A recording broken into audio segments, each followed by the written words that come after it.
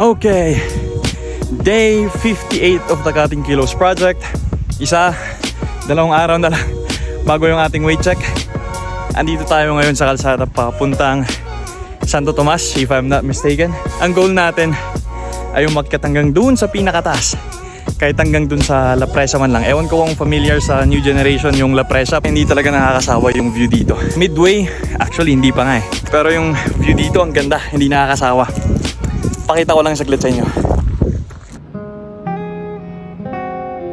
That's Baguio City right there. Yun yung Luacan Airport.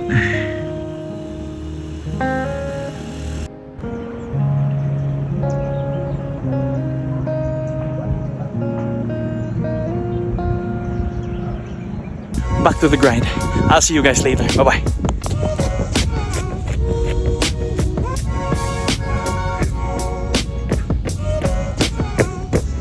Unfortunately, kulang yung oras natin kaya hindi tayo aabot sa tuktok.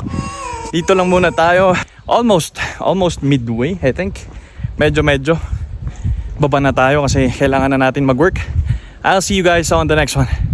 Bye-bye.